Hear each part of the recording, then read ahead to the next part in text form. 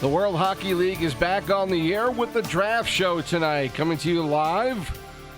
T-Sibs, Lucky Pucker, Best There Is are here tonight with you as we get ready for the Season 2 Draft Night Live right here on WorldEHockey.com. Again, hi everyone. T-Sibs with you.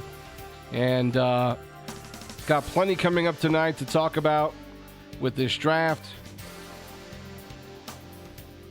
And certainly sorry for the delay, a little bit of an issue, technical problems, and some other stuff we'll talk about eventually. But we are just about ready for the draft. Should be getting underway in about 10 minutes, a little less than 10 minutes or so. And a lot of prep work goes into getting this draft going. And we thank you folks for tuning in tonight and being part of this. Again, lots happening. We hope to be able to get this off without much of a problem tonight. We'll at least get a couple of rounds in this evening. Probably won't be the entire draft, but we will get a few rounds in and talk a little bit about what we got coming up for Season 2. Lucky Pucker is with me tonight, as I mentioned, and Best There Is. He'll be probably bouncing in and out as some other folks will be doing here and there. But we thank you guys for tuning in tonight and being part of the broadcast. Pucker, how's it going tonight? Oh, good, man. Excited to get this draft started. Excited to see this second season get kicked off. And I'm glad to be here tonight with you to talk about this and everything else that's going on tonight. How are you doing? Well, I expected this to be on the way already by now, but we had some issues that we had to work out, and boy, I tell you what, I feel for guys like Best and Scott, and I know Doc was dealing with some stuff as well. We've had some changes in management today, which it's never good to have it happen the day of draft, and unfortunately. Guys had to deal with some of that as well today. So just not a lot of fun having to deal with that kind of stuff as you're about ready to start lining up teams and then, having to try and figure out how things are going to go. And I imagine, Best, you've had more interesting, fun days than today. It looked like everything was going smoothly and then you wind up having some issues that you have to deal with on draft day. Yeah, just a couple though. Yeah, it was one well, we had to find an owner for Buffalo. That was one of the issues, and another issue was Vancouver. Something happened with Vancouver. I don't know the full extent of it, but I just know something happened that kind of set us back. Right. And so with some of that going on tonight, needing to make some changes and get guys in play and some new management on a couple of teams who've had little to no prep time to do anything. So, again, if there are good reasons why guys can't manage, I get it. But it really sucks to have it happen at the last second. And then all of a sudden now guys are put in a situation on those teams where they need to all of a sudden try and figure out what they're going to wind up doing. So it's not a good situation for anybody. Again, got plenty coming up tonight. We'll hopefully get a chance to talk to some of the folks who are running teams this season, who are part of this draft, and hopefully we get that draft going sooner rather than later.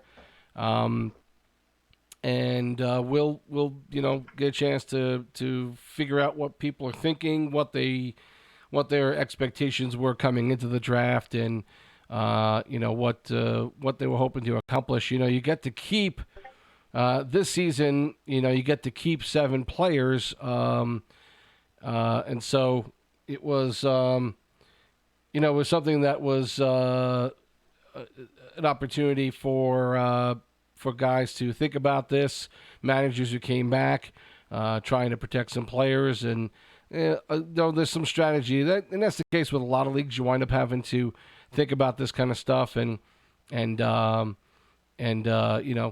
be ready for what you think you can keep and what you think you need. A lot of decision making in what the talent pool is out there, and it's like any other draft, Pucker. I think your first instinct is to go for the best players, but I think it all depends on who you have coming back and whether or not it's worthwhile to take the best player out there if you're already strong in that area. I mean, at least that's kind of how I would see it. I think if I have a great first line already set up and maybe most of a second line or even a whole second line, maybe I don't go for a top forward right away, even if it's the best guy on the board. Maybe I start looking to build with the best defensemen, even if they're not the best players in the draft currently. Yeah, I think every owner's going to have their own take or strategy going into this. I personally am one to typically err on the side of taking the best available player. But the interesting part about this draft is it's not like round 1 is a $2 million draft hit, round 2 is a $1.5 million. All these guys, it's like a draft / bid almost, because we've got these salaries that are already set. Right. So yes, you get a draft early and you can take these really solid guys, but they're big cap hits. But the cool thing about that is what the cap hit's going to be and when you're going for a guy. So if you can plan out a strategy, that's where this is more interesting than any other thing that I've been a part of. It's kind of a mixture between the bidding and the drafting. So you've got to balance your cap with your needs of your team.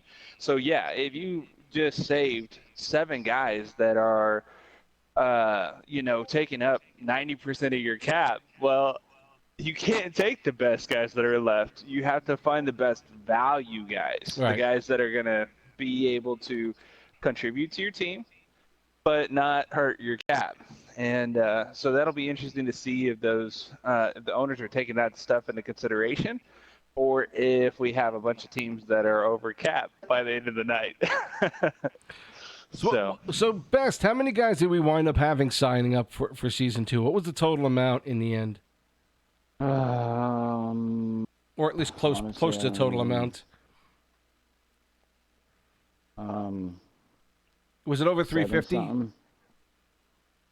It was 7 something. Oh, 7. Well, I mean, really total. Wow. I mean, it was 700 total, but after protected players and stuff, it ended up being almost 400. Okay. That I put into the system. Nice. That's great. That's nice. What was it? What was it for last season?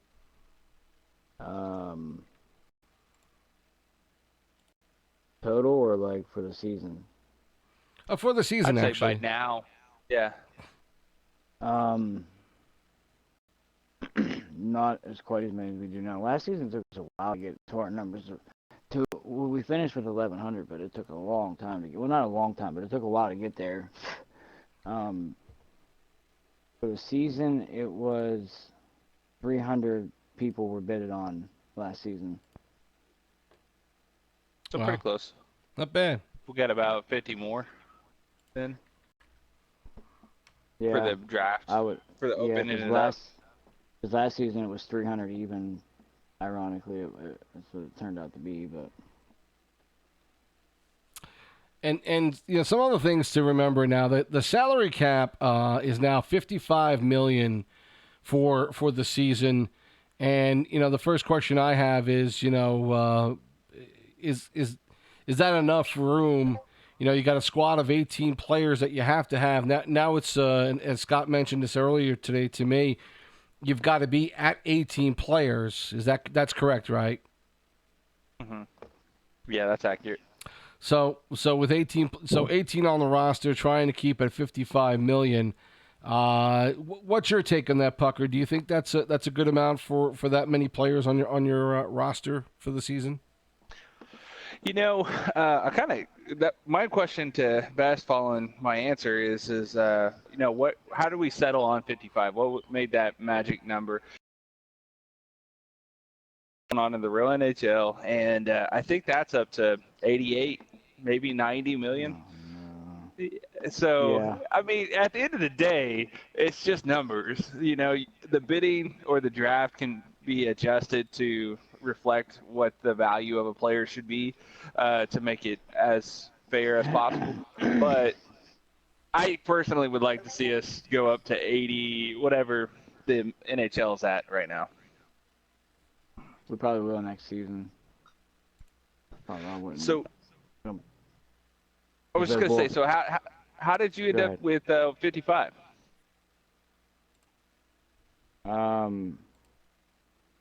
God did the numbers based off the stats from last season, and I think he uses an algorithm, and it everybody's salary went up, and so I think that's how it got to be 55 million. I got you. He uses a spreadsheet and an algorithm. It's complicated. All right. So we're just after 8 o'clock. So are you kicking this off, Best? Is this on your agenda? Yeah, I am. Columbus. So Best is doing some last minute work. Hey, listen, we got 103 people watching right now. We thank you guys for tuning into the YouTube channel. Again, we appreciate everybody on there. We see Shaner on there. Superb Gaming is checking in. CDATS, Jason Powers, of course. So Braden is there as well. So glad to see all these folks checking in. Capaci here too. We talked about him a lot during the playoffs. And while we get this, as we get this going, just want to mention again, we had fun covering the playoffs. We hope you guys enjoyed watching it, getting a chance to call those games. A lot of fun in that playoff run. Again, we congratulate the Montreal Canadiens for a really well fought championship, and just a blast to see the quality of play. And again, I said it probably 50 million times in those couple of weeks of playoffs, but a lot of guys in this league, and I've been playing in league since early 2016, and there were a lot of guys in this league that I had not seen before, and I was absolutely surprised and happily surprised to see so much talent out there from so many guys I had not known about. And, you see a lot in some of the other leagues, you see a lot of the same old faces, they get their clicks going in there. And so you see a lot of the same teams over and over again because you don't see a lot of new guys breaking in. It's just, once a league gets underway, you wind up setting up, you set up cliques and groups of guys, and it tends to take away from some of the spontaneous, camaraderie that happens. But this league is just getting going right now. So I think it's we're still in the infancy right now where it's still, we're still getting a lot of new guys to join in, and it's been fun to see a lot of folks that I've never seen before be part of all this. So again, thank you guys for tuning in and for being here and for being part of this league. I think it'll be an interesting season number 2. While we're waiting for the draft to start up here, just want to mention again all the different places you can find us on social media. We are on the YouTube. God, I sound like I'm 75 years old. We're on YouTube at WEHL Sportscast. I'm getting closer. WEHL Official is Twitter and Instagram, and on Facebook, we're World E-Hockey League, and you can pick us up there. And check out all the social sites. We're getting better at it. We're trying to put all the links to what we're doing there, trying to make sure that we post everywhere so that you folks are able to check us out. And hopefully we'll get some articles going as well in media and get more things happening where we're able to talk more about what's going on during the season. And, of course, the weekend show with Dog Chow and Fort will be going on again as usual. We've got some new people in the media department who are going to be part of this as well. So we're really looking forward to getting involved and starting the season up here. And again, Pucker, season number 1. It has to be, to me, it may be one of the best starts of a season that I've ever seen. Certainly, even with another organization that I started playing with in season one who had been established on another platform, they struggled a bit in season one. I think this season one in the WEHL was pretty damn good and very interesting. Yeah, the owners did a great job of putting solid competitive teams together. There was a lot of recruiting, and there was actually a lot of talent in the WEHL this first season, and was fun to see, and it's super exciting. Finals between Montreal Canadiens and the St. Louis Blues. Montreal came out firing on all cylinders and was able to win it in 6. And with where they started off in the season to how they won the cup was just absolutely amazing. And it was they did a fantastic job making a huge comeback. Doc Marshmallow joins us now on the broadcast. Doc, you've been a busy man today. Did he fall asleep already? I was going to say, we lulled him to sleep. It took like 2 minutes. Did he mute his own mic? Because I don't think I muted his mic. I'll take a look at this. I was going to say, yeah. Actually, unmute. You know what? Maybe I did mute him from last time because he fell asleep. Doc, are you there? Hello, Doc.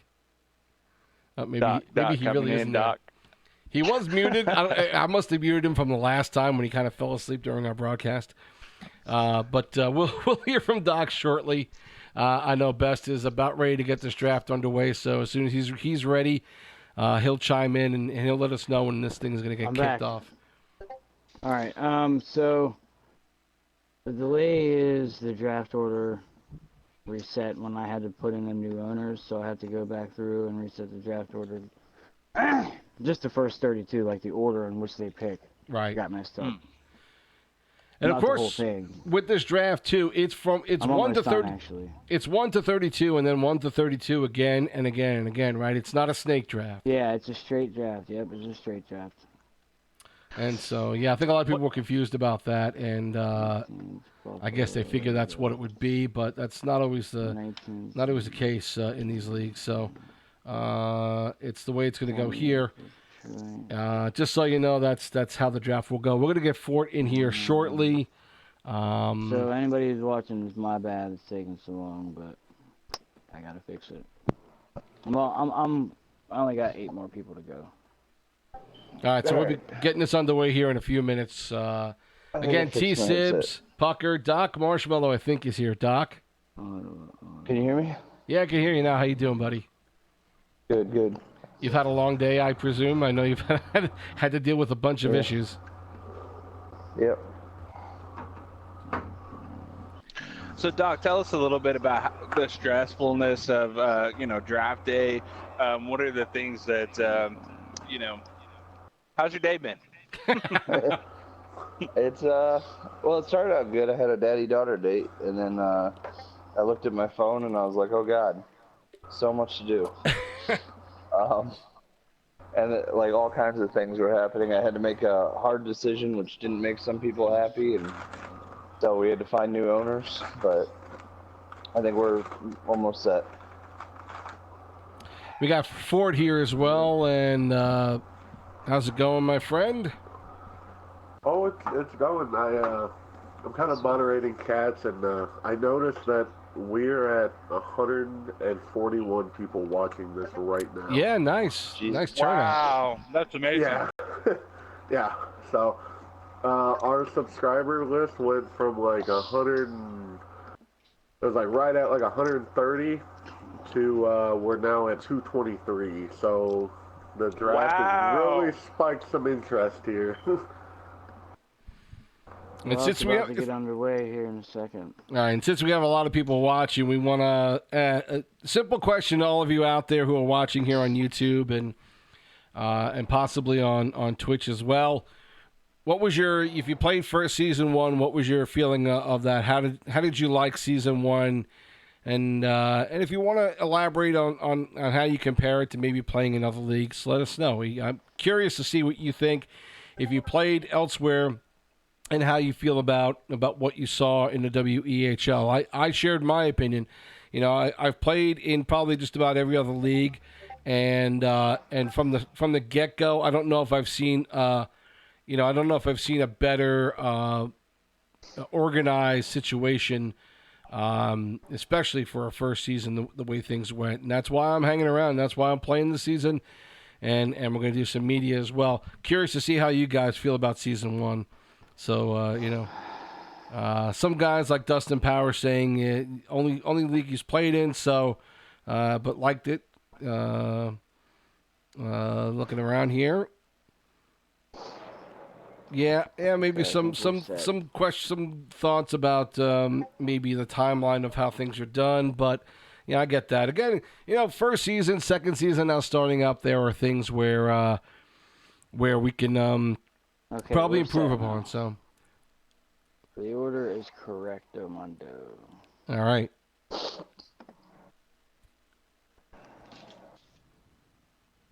All right, sounds like we're gonna get popping off here in just a couple minutes, guys. Guys, pretty much everybody really happy with how the league has been so far. I think. Look, I tell you what, I'm not even sure in some playoff games that I've broadcasted on other leagues that I had this kind of this amount of people showing up. Certainly not for a draft. So that shows the excitement that you see from the people in this league who want to play. They seem to want to be involved and get on board with what's happening here. And of course, the draft. Everyone wants to see where they're going to go. So we'll be showing you the draft board shortly, and as soon as things get kicked off here, and all the owners are or GMs or whoever's doing the drafting for that team are ready to go, we'll start showing that here, and give you folks a chance to look at it. Hopefully, we'll be able to put a link out later on so you can look at what's going on with the draft. Even after we're done with the broadcast. So hopefully we'll have that for you. Let's see. I was looking at Josh Thompson, and I believe that's the same Thompson from Detroit, if I'm not mistaken. League is great. I only play in LG, and here other leagues aren't ran great. So, yeah. So nice to hear from somebody. And obviously, Detroit had a nice season, did well. Let's see who else we got here. Who do you think? Who do you guys think that'll? Do you have early picks on who is going to have? Who do you expect to have a good draft versus? Is there anybody that you think that will just take this one away?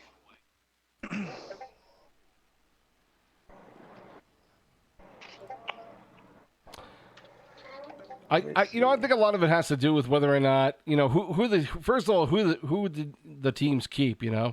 Who wound up being kept, and what do they wind up, what's their position about maybe trying to decide who they want the next round. So, I mean, you look at the protected player lists, and there are some teams who kept who have kept a few folks. That were critical. Like, I don't know. You look at somebody like Detroit. They've got Zomboy protected, Stepdad. A couple of players like that were pretty critical to their success. I think that I think if you're able to keep some big players like that, it's interesting. If I'm not mistaken. Who is it? Who's got a 10 million bounty on his head? Who's in the draft? Mr. White Knuckles. Knucklers. You would think that's a guy who you want to keep, or it's a guy who should be management, and he's out there and available. So then you got questions like that. Okay, say I have no goaltending. Do I go and spend that kind of money on him? I think this is Yes. This is well. Yes. You know what? I First overall draft pick, White Knucklers. I'm calling it now. Yeah. Well, you might, at $55 million for the roster, you probably can easily do it, and still be able to fill out a first and second line, and maybe you go inexpensive and you take some chances. That to me, that's the whole. That's it's about getting some of those guys who are game changers. But you may get somebody who's at a decent price that not a lot of people know about and winds up being double, triple what they're worth. And to me, those are the teams that wind up being incredibly successful. Can I find a bargain and somebody that I think is a third line player winds up being somebody who is a big contributor and makes that third line something important? And to me, any draft I've ever seen, that's and if leagues do bidding, you get somebody cheap late in the draft as it is here, when you've already filled out most of your team, and then that person winds up being a gem. That's where the difference is made in drafts to me. Yeah, I don't disagree, but on the same mentality, everybody knows that White Knucklers is talented. He's been proven in league after league after league after winning cup after cup after cup. So if you got the first overall draft pick, you got to go with your knowns. You can't go with your maybes. You got to go with the known guys, and then figure everything else out from there. If nothing else, you have great trade bait. Yeah. with a guy like that. Hey Keith, I'm here. what's going on? Are we starting the draft now? Yeah. Hit. I I was gonna say, hit that go button. Let's go. Well, where's What's my up? controller? Hold on, I gotta. Hold on.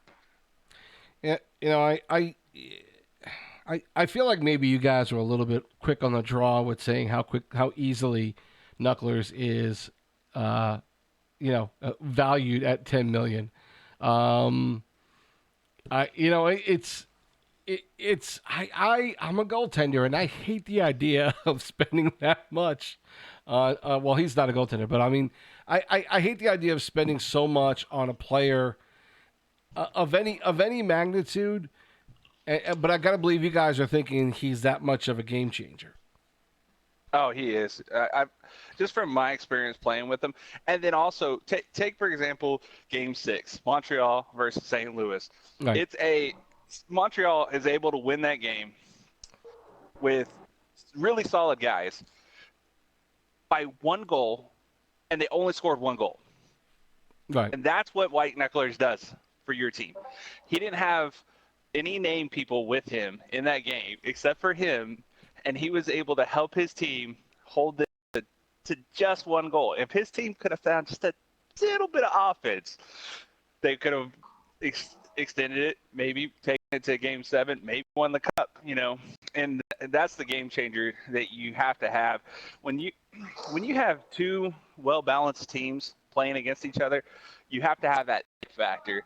And White Knucklers, in my opinion, is one of those it factor guys that is able to just control the puck in a way that makes it really hard for the opponents to get a chance to win games. And you mentioned that final and that Montreal team, and again, protected on that team is Cab.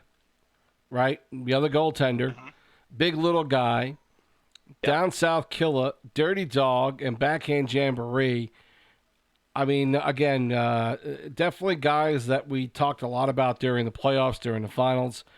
Able to keep that many players and still have an available salary of $28.5 million according to the protected list. So, I think for them, they've already gotten off to a nice start. Yeah, it'd be tough for them to pick up a guy like White Knucklers. That would take, they'd be down to just 18 million left. So I don't see. I mean, Montreal could go for him, but I don't think he'll still be around towards the end of the draft. I think that somebody early on that knows him and knows what he's capable of will go ahead and bite the bullet and eat that $10 or $10 million figure. Fort, what's your take on somebody like Knucklers going for $10 million? Is with the salary cap at 55, is that feasible for you? Do you think that's something that makes sense?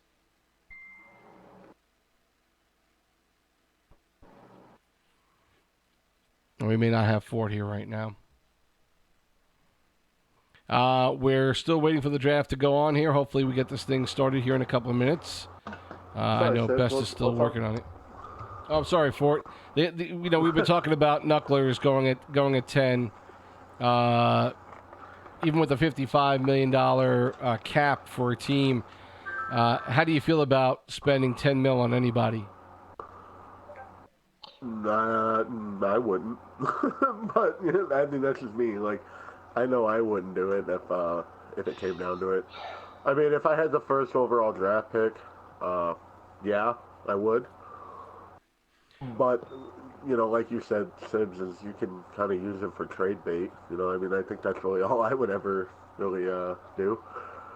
And what if we? go ahead. Sorry. What? No, you go ahead.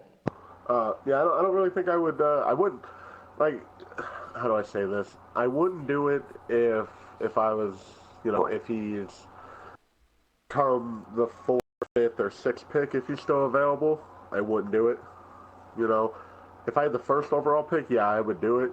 Obviously because at that point, you're making a name, and the other 30 owners can now think, oh man, I could trade my draft pick and get white knucklers.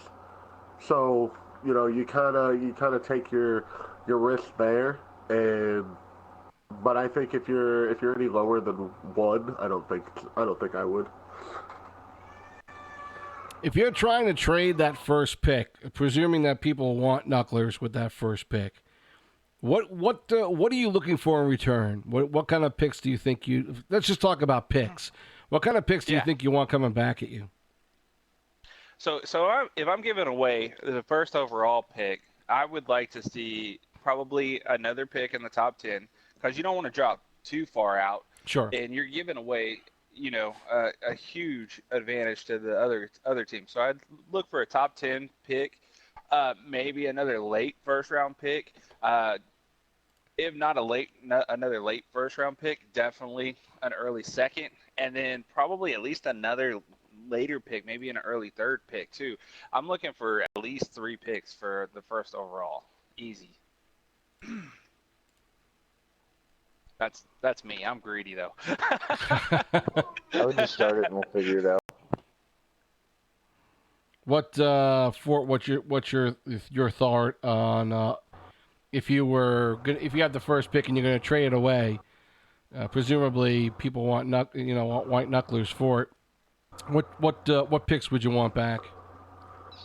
Truthfully, I think I would want one in the top 10 and maybe a late draft pick, like 4th or 5th rounder,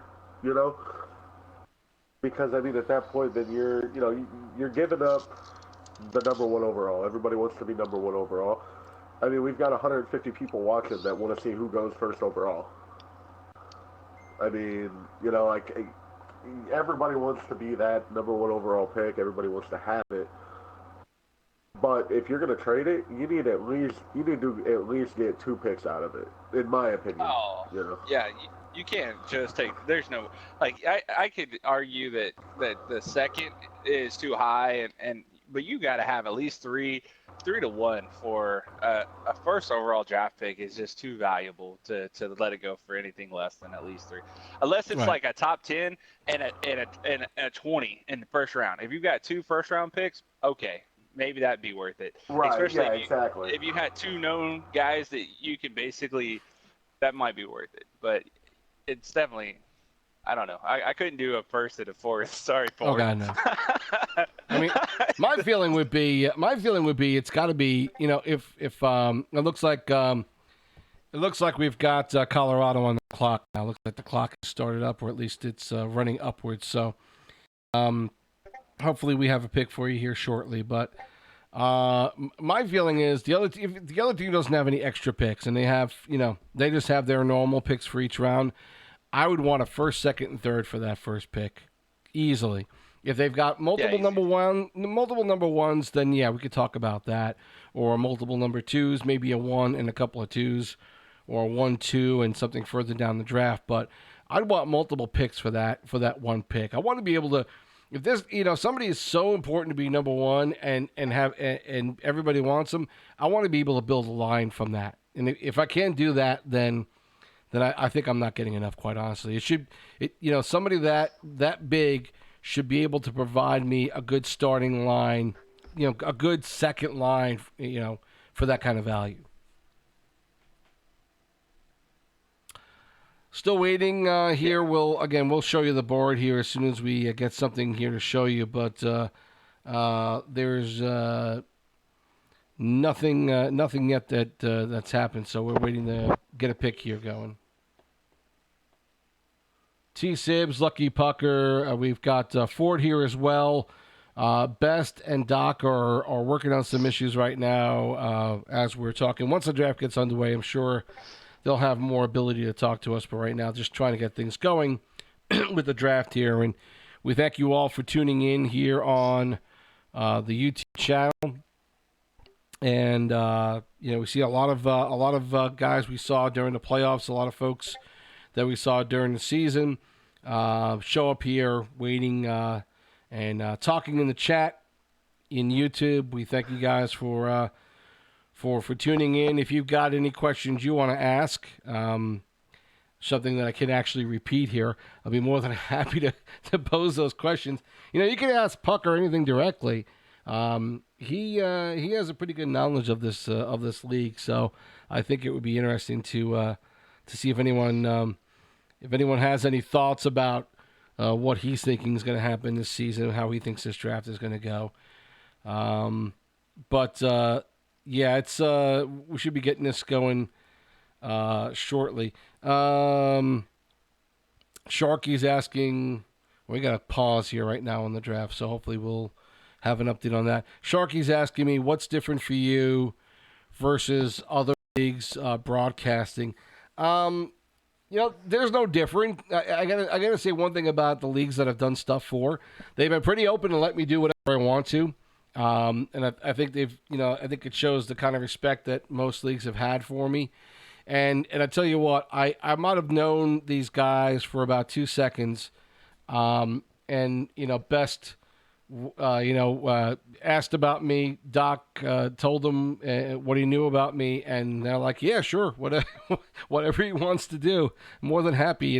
We've seen his product. We know how good he is, and the kinds of stuff that he's done. So. They've been very accepting. WEHL has been great. Best and Scott and Amanda have done all they can to provide me whatever I need.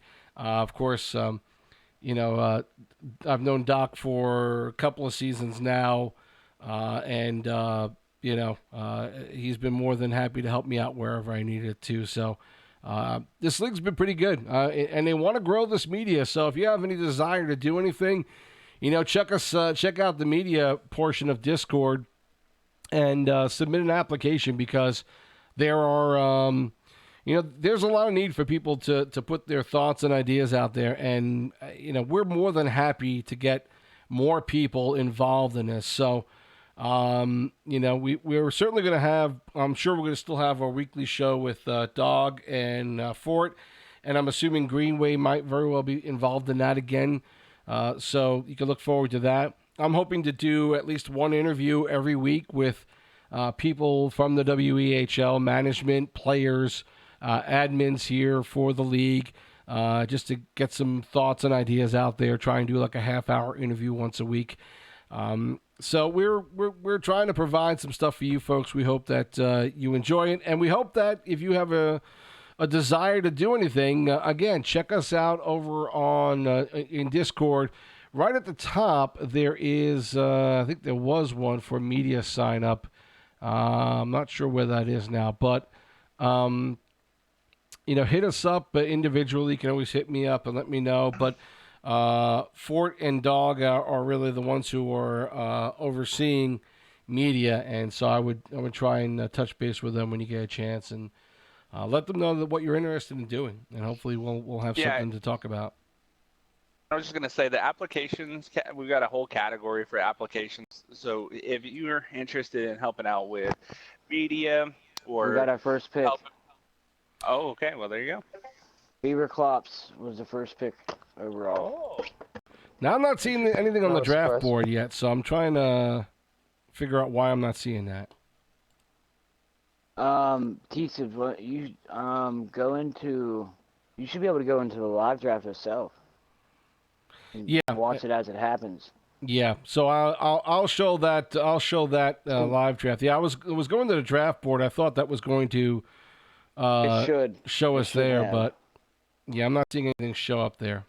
All right, well we'll show the live draft section of it, and I'll let you folks take a look at it here shortly as we get this lined up for you and give you an idea of what's going on so far with the live draft. We're gonna take a look at it right now, and hopefully we'll get a chance to give you a little more zoomed in look on this. The first pick I see is Ace Man 14. Is that correct?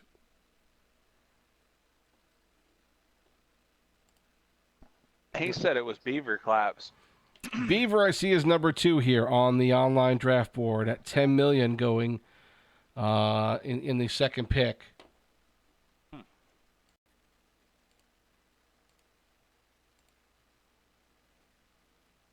Hey, Sibs, Yeah. try hitting Control Plus and seeing if that zooms it in for you automatically. Yeah.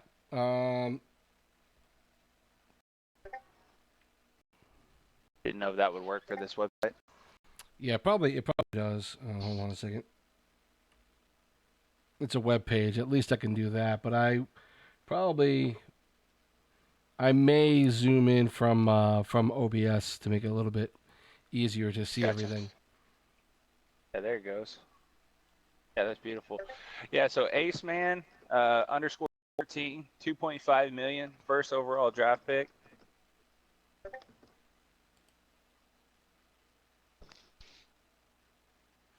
And Beaver Klops again. You mentioned going 10 million at the second position. It's interesting.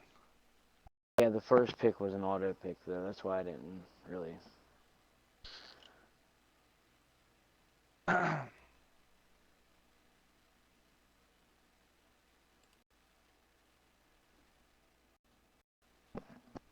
So those are the first 2 picks in so far. We will hopefully have more to talk to you about here shortly.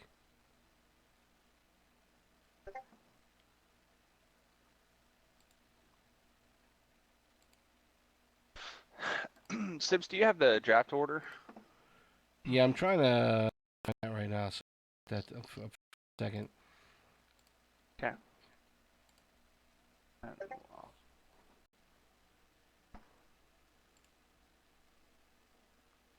Arizona's the next pick, but I know that me and Snowman are talking. Hold on. I might have to go and kind of help.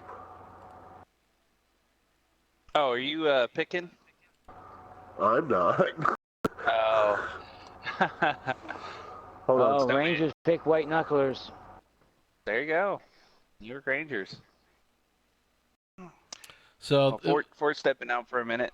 yeah, so number 3 was This Is Available 9, left winger for 4.5 million going in the third spot, and then Knucklers going to New York. It looks like in the fourth spot. So Knucklers is a New York Ranger. Zdinai, left winger, going for 3.5 million at number 5.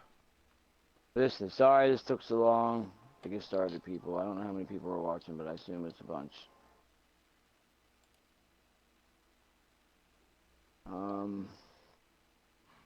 It's Sage's pick. Sage, you got to pick by. Esserson, Is that B6 Esserson going at 3.5 million in the 6th position to Seattle. Oh, he did pick. Okay.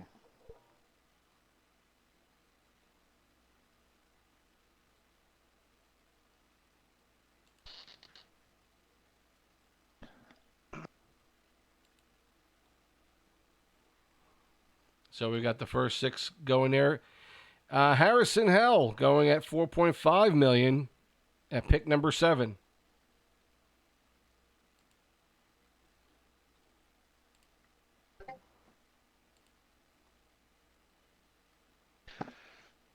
Yeah, the draft is always a blast because you get you're on the clock. You gotta find the guys, and then it's a fluid movement because guys are constantly coming off the board from an owner's perspective. So it's pretty stressful. I've been a part of a few of these. They're a lot of fun for sure.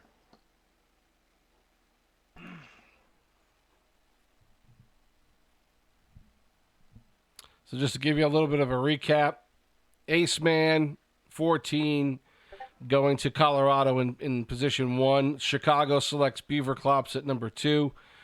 At number 3, Arizona takes This Is Available. White Knucklers goes to the Rangers in the 4th position. At number 5, Zadini going to the Capitals. Number 6, Seattle picks B6 Esserson. And then number 7, Calgary picking Harrison Hell in that position. So first 7 spots picked.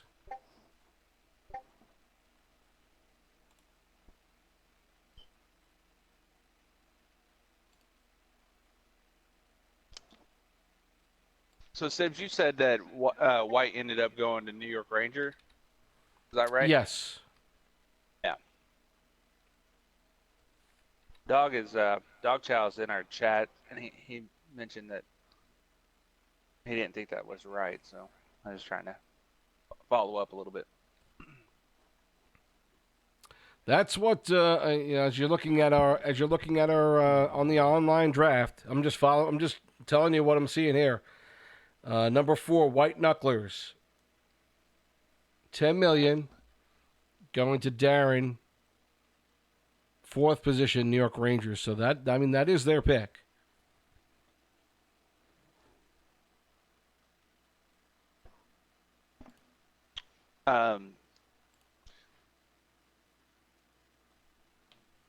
Sibs, I'm gonna mute you guys and talk to Bess for a second. Okay. Sure.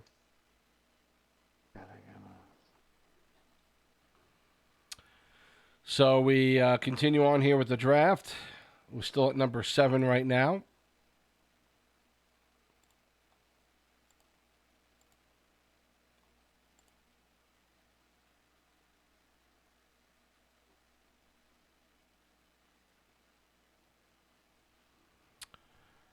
And at least we got those underway pretty quickly.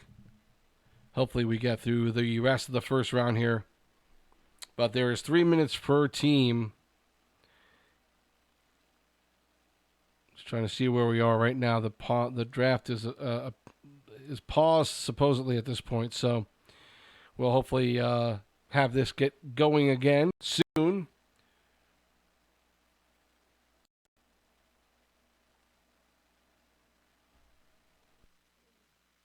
A lot of talking. That's part of what's going to end up happening tonight. We got a lot of guys here who are involved with other teams, with management, with at least some decision making with their team. So some of these guys are probably going to be dipping in and out of the party tonight, and certainly understandable. We still have Pucker here, and Yeah, I'm back. and Best and Doc Marshmallow are here as well. I know Fort's got some work that he's got to do right now, but he'll jump back in. We're waiting for pick number 8 to come in right now, and still waiting on that at this point.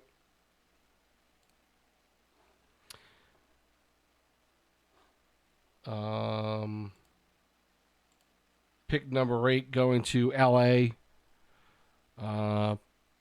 That'll be followed up by 9 and 10, San Jose and Boston to round out the top 10. So once we have that pick in, we'll get you some information on that and try and talk about it. But Knuckler's going at number 4. Are you surprised that teams passed them over in the first 3 slots? Yeah, I've got some insight there. I guess that the Avs actually wanted White Knucklers, and then for whatever reason, he was auto picked later, or not auto picked. That the player that was picked for them was actually auto picked. Right. So That's what led to that guy getting picked so first overall. No offense to him, I'm sure you're great, but but that's why White Knucklers was not first overall. Interesting. I was kind of surprised to see that, as a number one pick. I figured there might have been something going on there, and to, unless unless Ace Man winds up being a tremendously great player that we didn't know about, but typically if you've got somebody, even if you do know somebody like that, you wouldn't pick them number one when you have a pick like that you could trade away for more value. So. It's an interesting situation here. We'll hopefully find out if anything's going to get changed or not. But that's tough to have something auto pick on you like this. Yeah, it's brutal. I mean, when you got the first overall draft pick, you probably know, you've got a plan in place, and then it gets auto drafted. It's like, oh, that just screws your whole plan. It's got to rattle, the Avs owner too.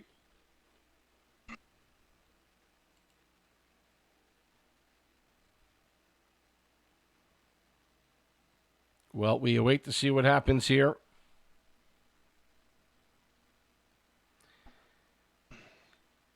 Still on a bit of a pause right now. So until that picks back up again, we're just all waiting here along with you to see what happens with the next few picks. But so far, the top 7 have made it in.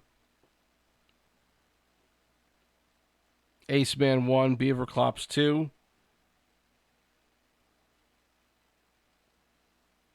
This is available at number 3. White Knucklers going in the 4th position. Zadini, Esserson, Harrison, and now Esiason Fan, who I thought was management now. He's not. He's not. Okay. So he gets picked here at number 8 by LA. So there's no salary or position information there right now, but I'm sure we'll get that filled in here shortly.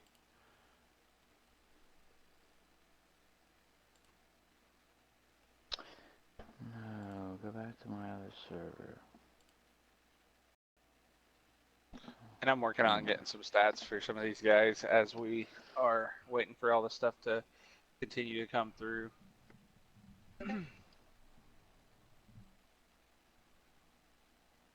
He picked Snipe Selly. He picked Epic Skillsy. That guy just signed up not long ago. Wait. Right. So Snipe and Selly going at number 9. Yeah, I don't know about Snipes, but what's the guy's name? Epic Skillsy? Epic Skillsy, yeah. He's been around. Yeah, I played Why with do I him. know that name? That guy's solid. He's a good pick. Very good player. White Knight 780 going at number 11 now. Oh. To New Jersey. That's my fault. Yeah, Skillsy White went number Knight. 10 No, to he Boston. drafted White Knight. No. And here's the benefit of this broadcast: we get to hear Best bang his head against the table when something happens he doesn't like. So White Knight played 4 games for the WEHL last season. Had 2 assists, 2 points overall. But White Knight's good. Is he? I tried him out for my team. That's why I said no when I saw he got drafted. Inside track. White Knight is solid. Jay Not a Scott. whole lot of He did. stats on him. He's a D-man, too. Yeah, so in the number 12, Nick EHL Rocks going to Florida at number 12. Tampa picks up Jay Scott for $3.5 million at number 13. Jay Scott's been in many leagues. He's been around for quite a while. He is certainly a veteran of this game and of leagues, and so that's a nice pickup. Lord Shax 91, a goaltender going to Pittsburgh at number 14. And I've played with Nick Ellers as well. He's another solid all-around player. He's fun to play with.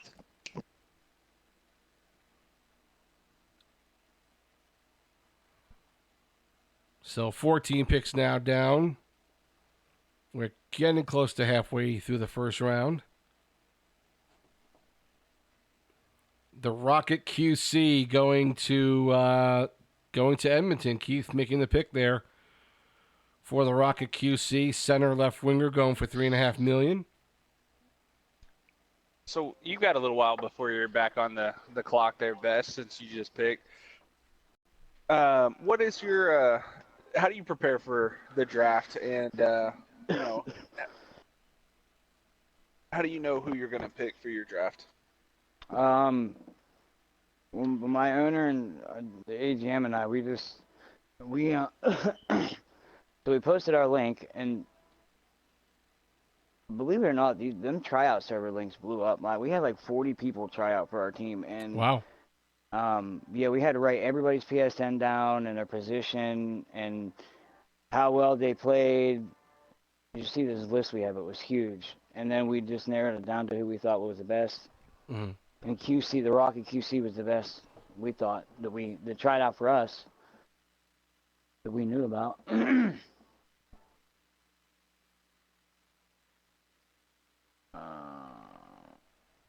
Protagon first, goaltender going for $3.5 million at number 16 to Dallas.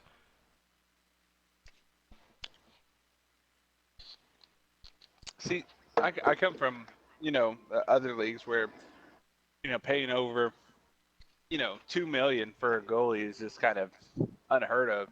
It's kind of crazy to see these goalies listed at $3.5 million. I mean, they'd have to be game changers to go for that high, in my opinion. Well, there's a lot of players at that, a lot of players at that dollar amount. So, again, it's hard to tell the talent when that's the case. Yeah. Yeah, I wonder if like the 3.5 is actually like the 500K for other leagues and whatnot.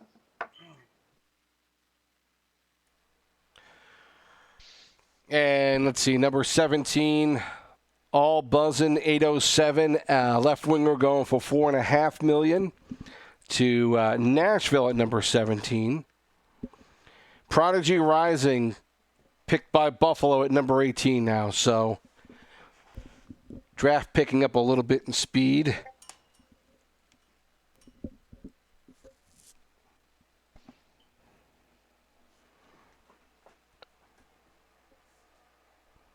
So a little more than halfway through the draft at this point.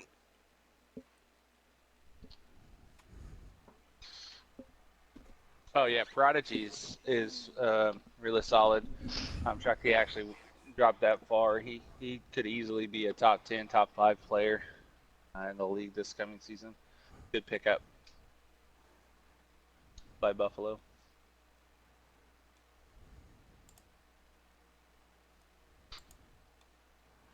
There we go. Give you a little more of the table to look at here. So you see the top 18 picks so far. And we're just looking at the dollar amounts. Obviously, a lot of $3.5 million. Top 4, you see two $10 million players right there. White Knight at that dollar amount, that high up. You're hoping that you're getting your money's worth there. Number 19, Gone Cued, goaltender. Saw him in several tryouts playing around a little bit. Going at $7 million to Minnesota at number 19. Then Detroit gets Joss the Boss, a left D-man. Good pickup for them. Certainly saw a lot of him during the playoffs. So some interesting picks, good picks for these teams. We already talked about Detroit having some good players. Now adding to it, Miss Rogue going at $4.5 million in net. Going number 21 to Toronto, and I know Rogue a bit. Played with her in a lot of drops. Not actually more club games than anything else. And certainly very good goaltender. Pretty high up. We've seen what now? 3 goaltenders go in the last 6 picks. Seems to be a bit of a run on them, but I guess if you have a good enough core team, it might be worth getting a good goaltender at this point. There's that Crew Kid, 9, going to Winnipeg at number 22. Eagle Heaven, lefty, going to Ottawa at number 23. So trying to look back at the list here, fellas, and we got, again, at number 14, so the last 9 picks we've seen 4 goaltenders go here in the first round. Is first round too soon to be picking goaltenders if it's not somebody, tremendously talented in that position? I mean, I feel like it's way early to be picking goaltenders. I like to pick goaltenders later, like the 3rd round. In fact, I could totally see coming out at a night without having a goaltender on the roster, and picking them up later. I'm not saying that the goaltender isn't important, but if you build a strong enough forward core and a strong enough defensive core that'll keep the puck out of your zone, you don't need it very much in net. Don't get me wrong, goalies can absolutely change the game, and I think that's what we saw with Midnight Fapper and a lot of these other high-profile goalies. But there's no way I would take this many goalies this early. I think it's kind of crazy. And I got some stats on Gone Queued. We've got an average over the lifetime career in sixes of 3.02 goals against average, 35 shutouts in 300 games, and about 100 and running about a 60% win percentage out of all those games. So it's a pretty good goalie. We see Jay Waxter going for $7 million to Columbus at number 24. Suddy going to the Islanders at number 25. Eagles 2186 going to Carolina at number 26. Let's see, Vegas at number 27, taking on Morpheus. And let's see, number 28, Mike Naughty, fairly well-known player, going at number 28 to Vancouver. And then number 29, Anaheim, picking up D19 in that position. So took a look at the Waxter pick there and what Jay Waxter has done in this league, at least in the season 1. We're going to be quoting you some season 1 numbers if we have them. If not, we'll quote you some PSN numbers. Mr. NBA 2002, picked up by Philadelphia at number 30. So we're getting down to the bottom of round 1 here. Yeah, this has actually gotten a lot faster than I kind of expected it was going to. I think it's moving along pretty quickly. It seems like these owners have done their homework and they have a pretty good idea on the guys that they want. And it seems like we're moving through this first round pretty quickly.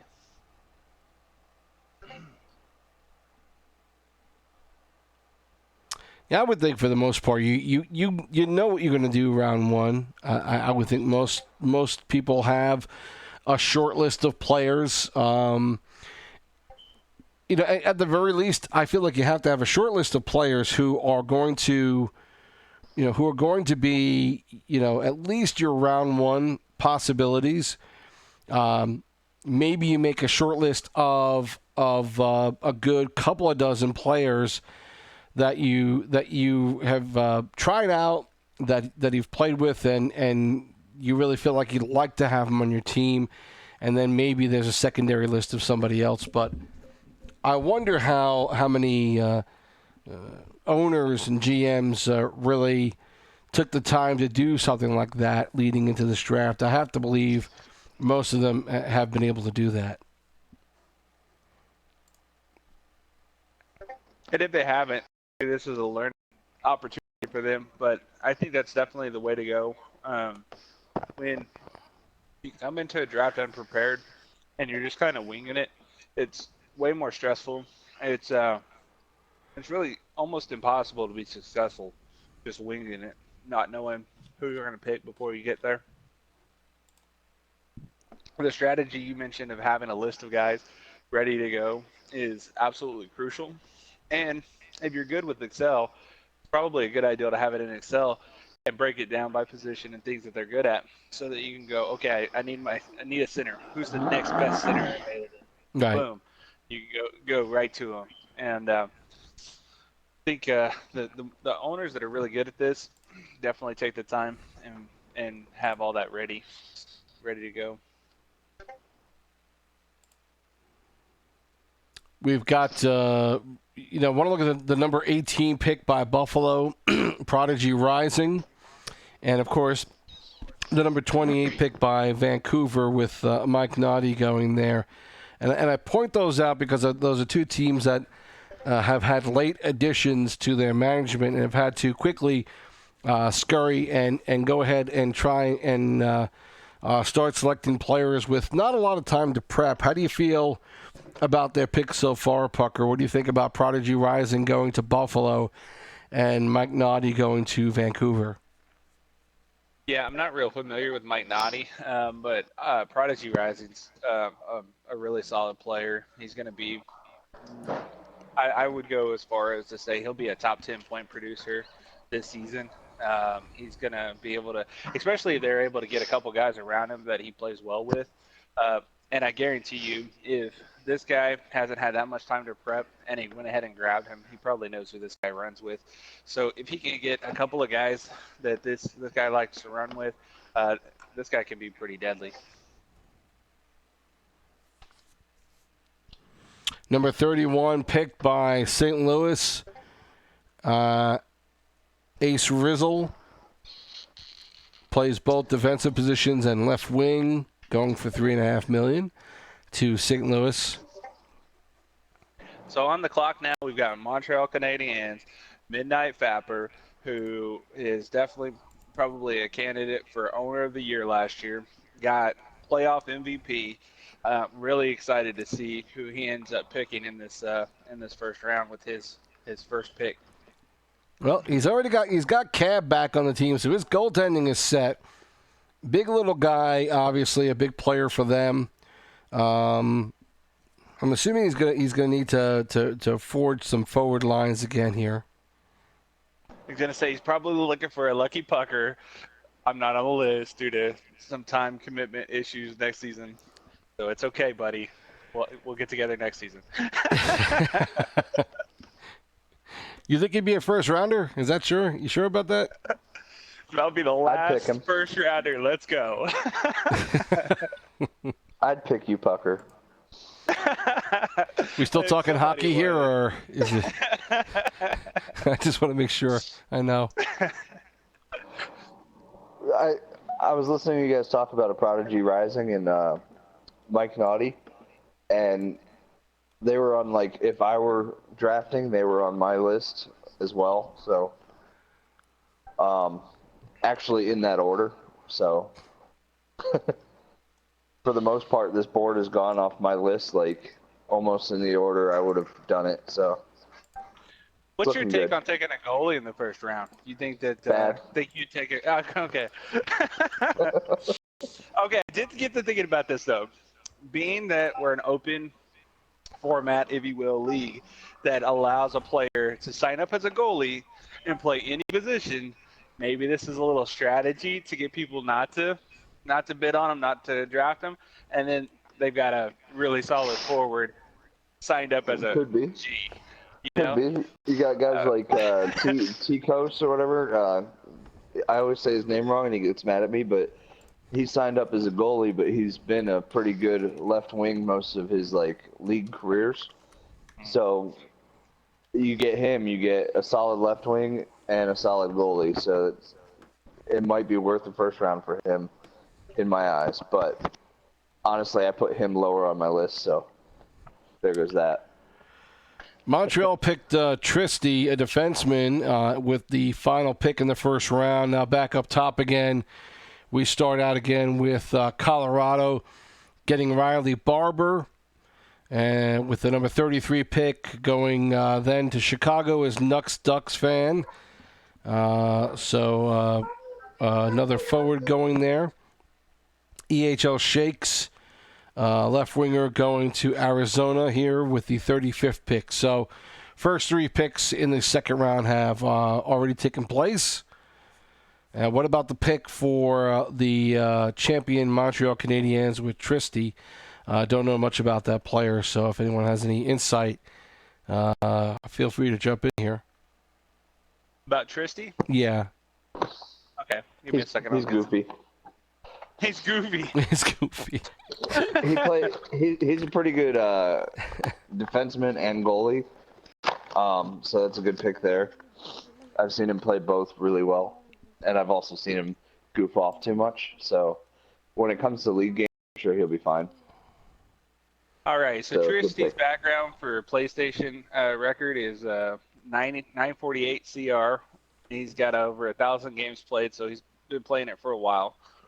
And he averages point per game. He averages 1.9 points per game, so that's pretty solid for a defensive player. His plus minus is a little low, in my opinion. I like to see at least 1 plus per game, and he's only got a plus 33 in 1,000 games. So either he's very aggressive offensively and lets his goalie leaves his goalie hanging back there a little bit too much, or he's playing with some bad guys. Well, he plays with CDATs and them, so there you go. Well, there you go. Let's see. Nat King Moore going to the New York Rangers with the 36th pick, number 37. Mod Slayer going to the Capitals. 3 left wingers in a row going there. Then on defense, Aranaconda going to Seattle for the $3.5 million. So we're through 38 picks now. Do we know if Nux Ducks fan is like Ducks fan Waterloo, or is that a different guy? I don't believe, I saw a message from Graham Lowry where he hashtagged it Nux Ducks fan. So I don't know if that's if that is, that's a hell of a pick. I've talked to Ducks recently. I didn't think he was going to be playing in another league right now, so that may or may not be. It'll be interesting to find out. KQ31 in goal going to Calgary. I know KQ, again, very good goaltender, has been around for a long time. You'll see KQ in clubs a lot, has played league a good deal. Very, very solid goaltender. $3.5 million, second round. Not a bad pick at all for Calgary. Achilles 733 going to LA. Road Warriors 1982 going to the Sharks. And at pick number 42, it's Sean R. Again, another guy we definitely have seen around in this league a good deal. So that pick going at number 42.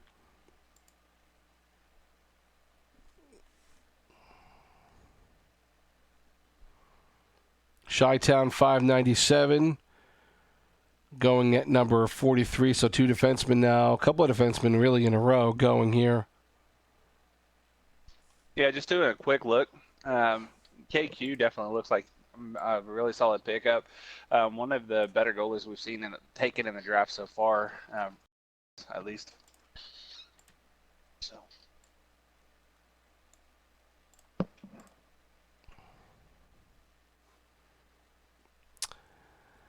The Pimpinator going to Florida at number 44. And there's Asset 85 going to Tampa at number 45. So I'm told there's an issue with the draft order, so they're going to just do the 2 rounds tonight and then continue tomorrow. All right. Well, that'll be a short night then. Yeah, that'll be easy. Chris We've got P. how many weeks Bacon. left? Chris P. Bacon going to Pittsburgh at number 46. Well, that and the draft started so late.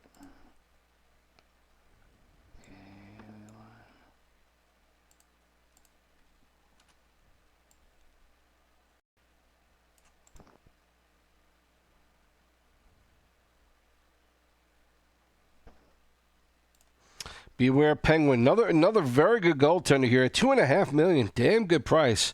Picked up by Edmonton. That's a nice pickup there, Keith. I know. Nice joke. There you go. I gotta say, I was actually surprised. I gotta say, just looking at season one, there were definitely some good goaltenders that I saw in the playoffs, but I didn't think, and again, really just looking at the playoff teams, I didn't think I saw a lot of good, a lot of teams that were really stacked at goaltender. So I get the feeling, maybe with more signups is going to be a better pool to pick from, but I didn't feel like there were an awful lot of really top-notch goaltenders last season, and maybe that's prompted some teams to pick goaltenders in the first couple of rounds, especially if they can find somebody that they know is a solid goaltender. So, I don't have any problem with that, only because I think the talent level wasn't necessarily there in season one. We see McSavage going, for pick number 48 to Dallas. Nashville picks up Bear 48. We saw him with Detroit last season in the playoffs playing an important part. Got a little bit lost in that final round against Montreal, but still a very talented player. But going for $10 million for Bear, do you make that pick, Bucker, at this point? I'm sorry. I just got a message from Discord, and I was reading it. I didn't hear what you said. I'm sorry. Bear 48 going for $10 million to Nashville at pick number 49. I mean, Bear's a solid guy. He's loud in the chat room. He's also loud in your locker room. He talks a big game, but most of the time he's able to back it up. We saw him play pretty solidly in the playoffs. I think he's definitely one of those guys that can definitely be a game changer for your team. If you need that staple first liner, I think he's definitely a good candidate to kind of build a line around. Savage kills right to going to Buffalo for 50.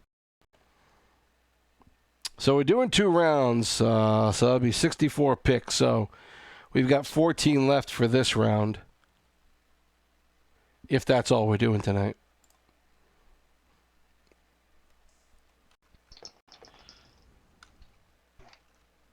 Yeah, it is. Night Break, 1916, going for $4.5 million to Minnesota.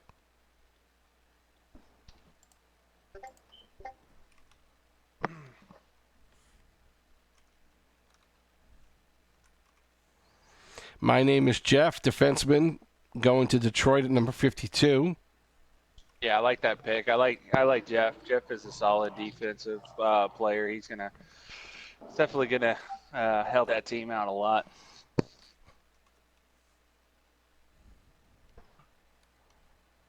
see here.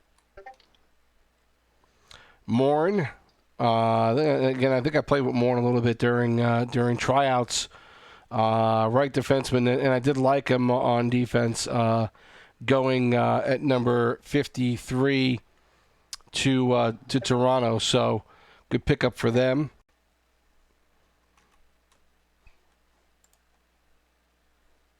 Heedless Gem, goaltender, going at number 54 to Winnipeg.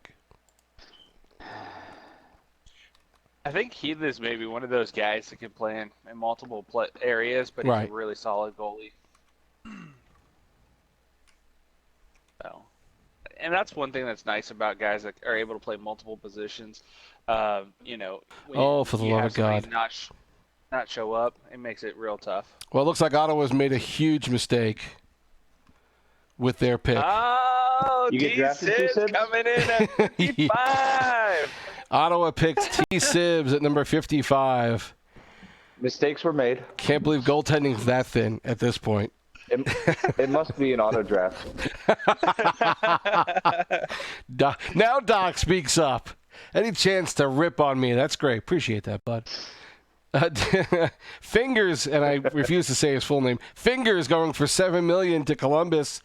Blunt's 1488 going to the Islanders. Fingers again, somebody we saw during the playoffs. Certainly, had a pretty good first season. Going for $7 million though, Pucker. Do you like that pick at that price? Yeah. I think at this point you kind of got to go with the guys that are available that that's going to help you continue to build your team.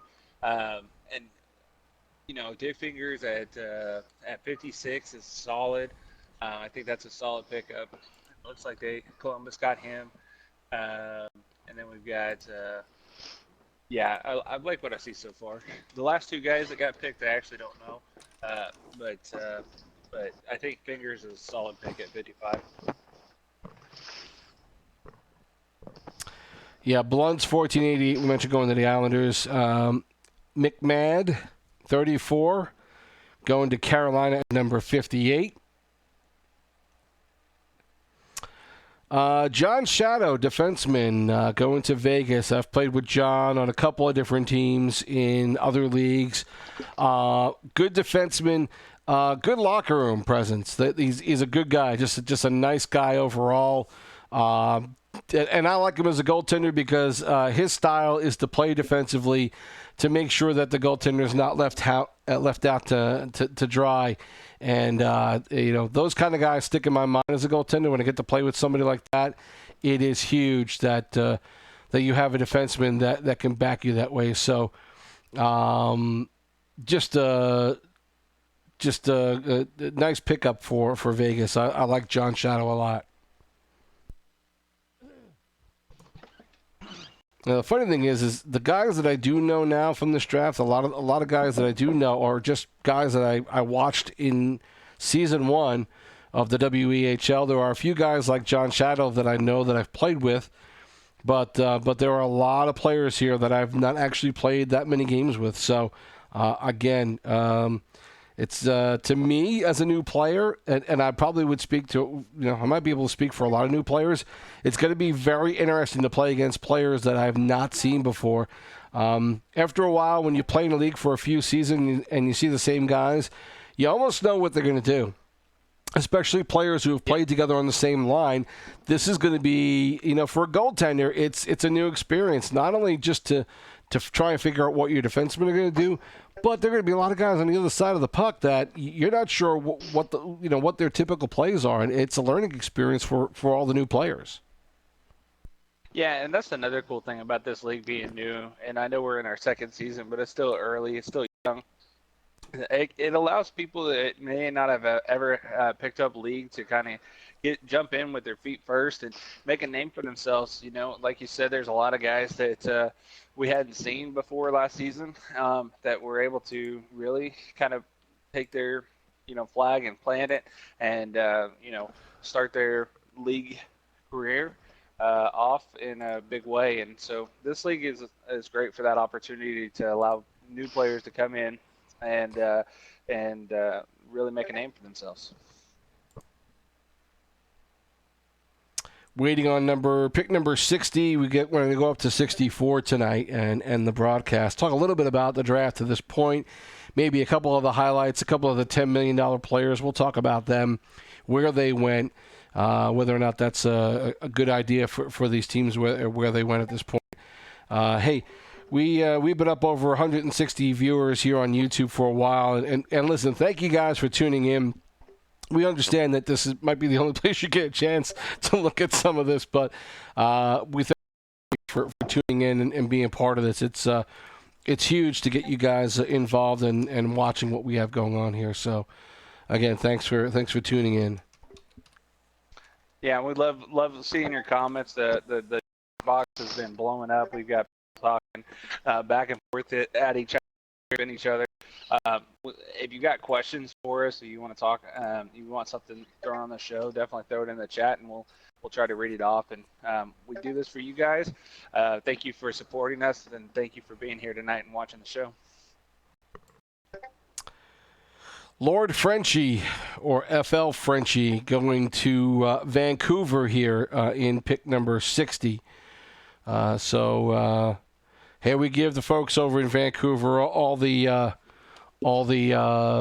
respect in the world for taking over a team and quickly doing what they need to get things done. As we understand it, it's Wicked who is the new owner.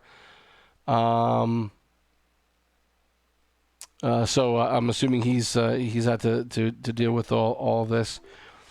Fortified, again, pretty damn good forward, going for $3.5 million to Anaheim at pick number 61. So, and number 62, Densky going to Philadelphia at $3.5 million. Again, a lot of $3.5 million. A couple of 2.5s here. Most of us are around 3.5.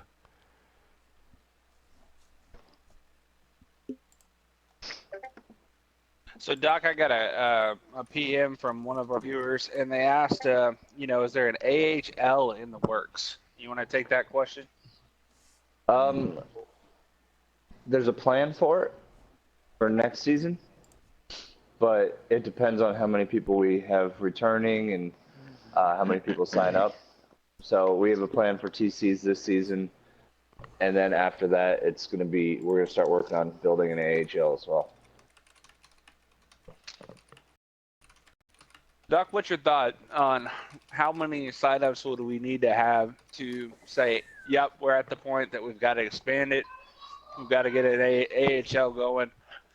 At what point do you go ahead and pull the trigger on that? I'm going to say, hang on 1 second. We should just start calling him Daddy from now on. Although he might like that, and maybe that's not a good idea. Yeah. I think we had 500 for this draft, so if we get 1,000 signed up for next season, we should be able to fill an AHL roster. Mm-hmm. We might have a decreased amount of players for either the NHL or AHL. It's something we're still looking into, but right now we're mostly considering focused on this season going right. And as you saw, we already had some issues, but we'll get it all sorted out. Chinese vendor going to St. Louis at number 63. One more pick left to go for this round, and that'll be it for tonight. Just 2 rounds tonight. Look, we got a week before the season starts, so we've got time to get these rosters filled out, and I'm assuming I don't know if Best has, if you've got anything going on right now that you need to attend to, but I'd like to pick your brain a little bit as to what you think you might wind up doing the next night or two with this draft. Well, as soon as Jordan makes his pick and I pause it, I have to go and manually go back through the order and so when you do it, you can have it set the order and be like, okay, I want a straight order draft, and this is the order I want them to pick in. Well, it was like that, but when I took the 2 runners out, and put the new 2 ones in, it destroyed the whole list. Wow. So beyond the second round, it took Buffalo's pick out. Wow. All right. Well, no matter what I did, I couldn't. Last pick was made. Caption X, right defenseman going to Montreal here at pick number 64. So 2 full rounds are in, and we'll look back on that here and give you a bit of a recap. We'll look over these picks quickly with you. I'll give you a chance to take a look at them here. Let's go over the first round here and talk about some of the highlighted players. We saw Beaver Klops go for $10 million at pick number 2, going out to Chicago with that pick. And again, certainly somebody who is a very talented player. Chicago certainly had only has a couple of protected players from the last list that I saw for protection. So I'm not sure if there were some players missing there or not, or if I missed that. But they certainly had a need for a good winger like that. Could afford it. And so they go out and get Beaver there at the second pick. And then also within the top 5, of course, White Knucklers going at $10 million to the New York Rangers. And if you look at the protected players there, not much has been spent, not much available there. But you start off with Darren Hayes and of course Dog Chow there, Beast 666 and Bobby 92. So a couple of players, but plenty of money to be spent there. Certainly worth getting somebody like Knucklers on the team there. Harrison Hell, another noted player, I think, going to Calgary at number 7. A Esiason fan, winds up in the draft now. Left management position, wound up in the draft tonight, which we weren't expecting until the last second. And Epic Snipe and Selly and Epic Skillsy at number 9 and 10. So some really interesting players there in the top 10, Pucker. Some good bargains, but a couple of expensive moves by Chicago and the Rangers, and maybe Knucklers at number 4 at that price for the Rangers who could afford it. Probably not a bad move for them. Yeah, absolutely. I think New York Rangers picking up White Knucklers at 4 since he was still available is huge for them. Epic Skillsies is one of those underrated guys at $3.5 million. You talked about looking for the guys that are bargains. He easily could be up there, right underneath White Knucklers at number 5. The number 8 draft pick, I'm kind of curious. It doesn't have a salary next to him. So best, once I get done with this real quick, what will his salary be? I'm just curious. And then Prodigy Rising dropping all the way to 18, another guy that could actually have gone, 5, 6, 7 easily. So there's a couple of value picks here in the first round that definitely that some teams, not a couple guys that slipped more than they probably should have, probably going to start off the season in good shape because of it. The next 10, take a look at from 11 down to 20. Couple of players of note gone queued. You mentioned in net some of his numbers a little bit earlier. Minnesota picking him up at number 19. We saw 3 goaltenders go in that second 10 from 11 to 20.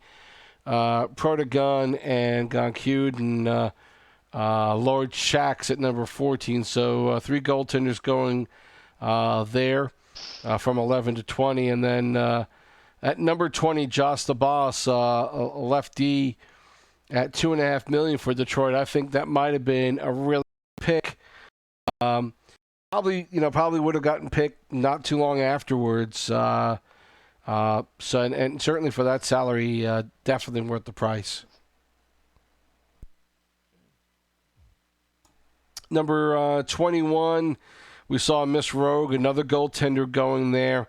And then for a few more picks, quite a few defensemen there in a row. You had Eagle Heaven, Jay Waxter, Suddy, Moore, Mike Naughty, all defensemen going there. And then a couple more forwards after that. But $7 million for Jay Waxter going to Columbus. Again, somebody who certainly made a name for themselves, can play both sides of defense. And at $7 million, not a bad price. You may not necessarily see defensemen go for that price too often. But I guess what Columbus is thinking is that, they've got what they need, I guess, up front. They're looking for help on defense, trying to solidify a solid defense, and not a bad move by them to pick up Waxter.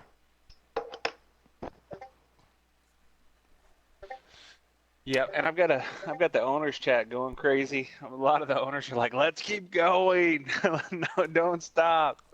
It's one of those things that sometimes you got to pause, and it's probably better to get this right and straighten it up and get back at it tomorrow night, guys. Let's take a look at some of the rest of the picks here that came down. We saw for the rest of the first round, we saw Tristy rounding out number 32 of that first round. Ace Rizzle at number 31, who could play multiple positions. So some rounding out there in the first half of the second half of the first round. And then we got into the second round. Ducks fan going there again to Chicago. Chicago making a couple of interesting picks, and certainly doing a good job. So, I gotta give them credit for being able to spend not an awful lot there at that point. 3.5 for Ducks and put a lot down on Beaver. So they had money, didn't have a lot spent to this point, and decided to go out and get some players that one were a bit pricey, but then Ducks going as a winger there, $3.5 million in the second round. And I think Chicago's probably done a pretty good job of scouting out there. We saw KQ31, I mentioned, a good solid goaltender going at number 39. A couple of others of note. Acid 85, seen a lot of him around, trying out, playing where he could, and getting involved in everything going on with the league. Making himself known, and certainly picked up there by Tampa at number 45. Beware Penguin, number 47, the goaltender. Nice pickup, as I mentioned, by Keith. Like that pick a lot. Good price, good solid goaltender, and certainly definitely a great value. Bear going for 10. Good. Yeah. Bear going for $10 million to Nashville, and again, let's touch base on that one a little bit. Pucker is Bear's a decent guy. I get along with him. He gets a bit overzealous at times. I think he means well, but do you put $10 million down on him? I feel like I'm a little weary about it because he disappeared against Montreal. I think that entire line disappeared against Montreal, but they really struggled. And certainly the Canadians, they're not the champions for nothing. But do you spend $10 million on someone who, in the semis, did well in the other rounds in the playoffs, but didn't have a great semifinal? Yeah, in every group. So if you took, for example, all the guys that were the $10 million guys, and you put them in a group together, there's always got to be the best, and there's always got to be the kind of guy that's just barely there. I think Bear's one of those guys that probably would have had a better value at 8, 7.5, $8 million. At $10 million, it's kind of a stretch. The guy put up a ton of points in the regular season, but like you said, when it came to the playoffs, and I'm not blaming it on him, but his team didn't have enough gas in the tank to get it done. And so he's definitely one of those guys that if you get the right guys around him, he's going to get his. You just got to have 4 other guys that are able to, keep the other team from being able to score, and also be a good supporting cast for him. And I think he'd be worth it. The things that you have to take into consideration is that you have the cap for it, and that you also have the supporting cast for it. Otherwise, I think $10 million for one guy to expect him to carry, I don't know that Bear's that guy that will actually carry your team. You know what I mean? Right. He'll probably carry you through the regular season. I would be super shocked if his team, whatever team he's on, doesn't make it to the playoffs.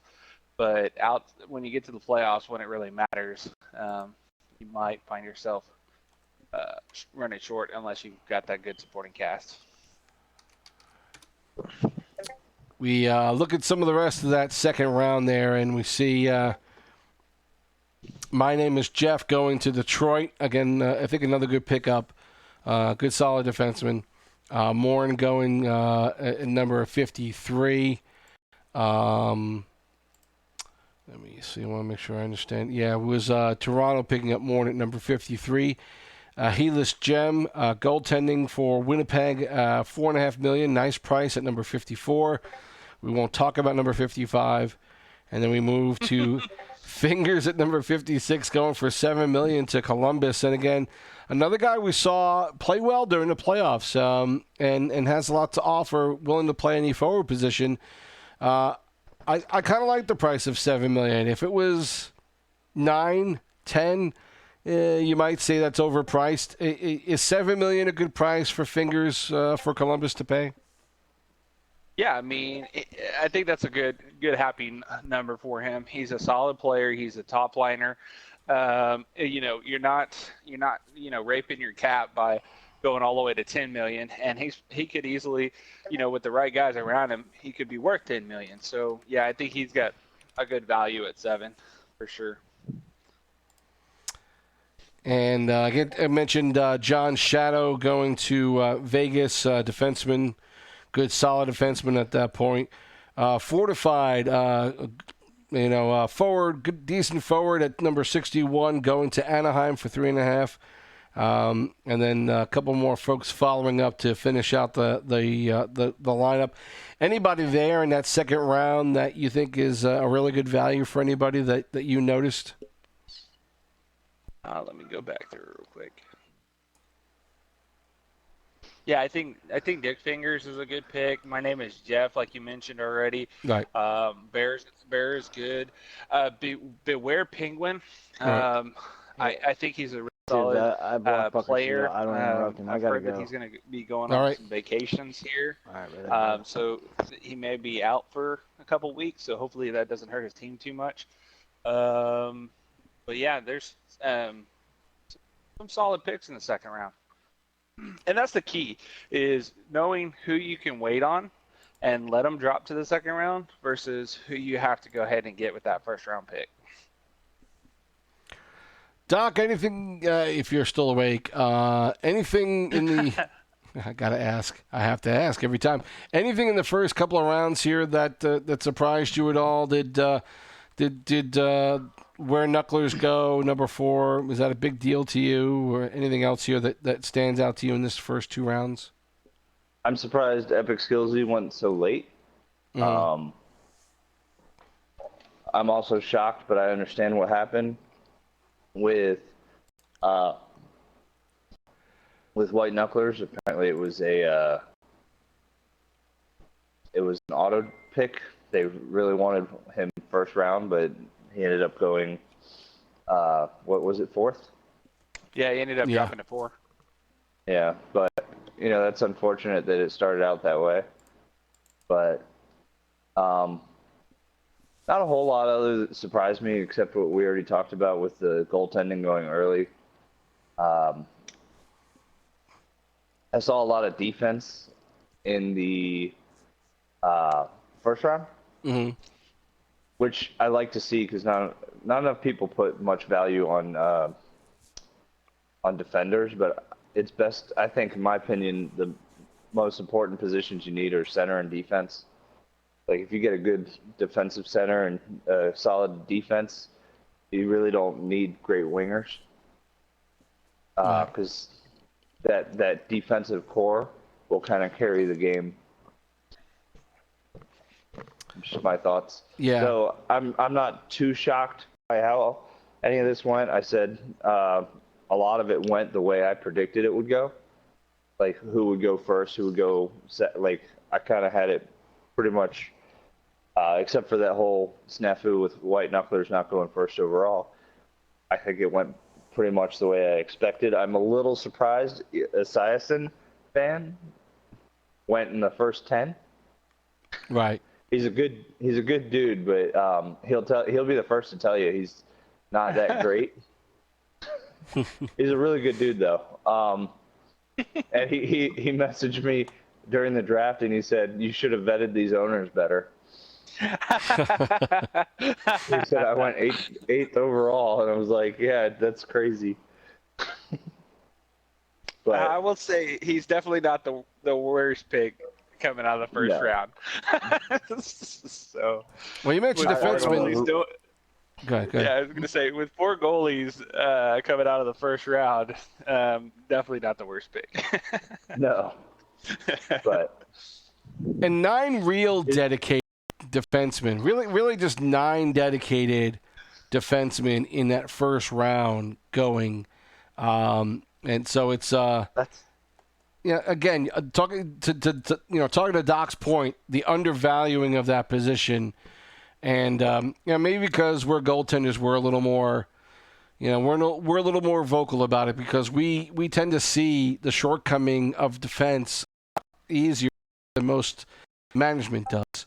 And so, you hope that they put some value in it. If they've got the forwards, you hope they put value in it. I'd love to see a manager at some point, really put a lot of value on defense and make teams fight to have to score against them and not worry so much about offense. And I tell you what, I would love to see a team do that. I think Montreal kind of did that in the finals. I mean, in the playoffs, they were holding teams back. They were really playing some good defense. They got timely offense, but they didn't have any. They didn't have most of the time. They had 1 or 2 games where they exploded, but for the most part, they were just playing really good defense. That's what got them there. And I'm wondering if teams really picked up on that watching the Canadians in the playoffs.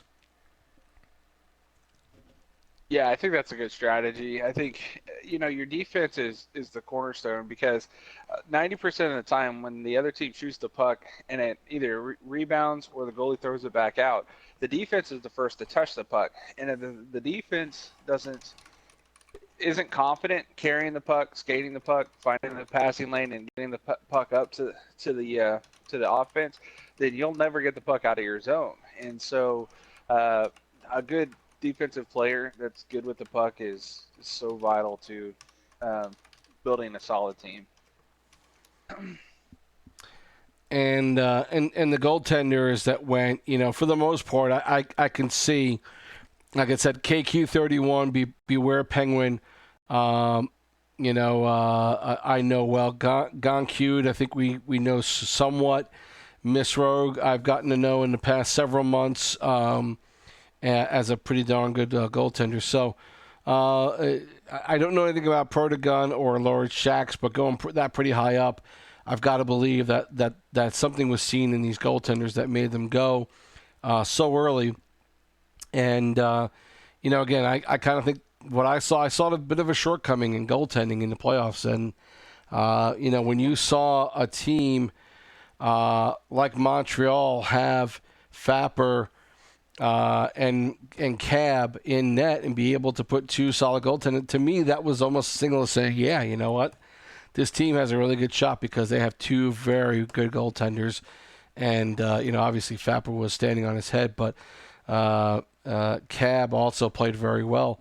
I think, again, goaltenders get undervalued too, Doc. And obviously we're going to sit here and play that tune all night and spew the virtues of goaltending. But to me, I've never seen a team that won with 1 good goaltender and 1, pylon in there.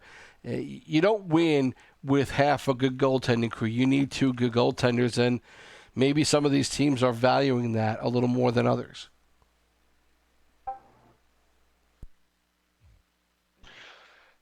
Yeah, I think that's clearly what happened in the first round with 4 of them being picked up.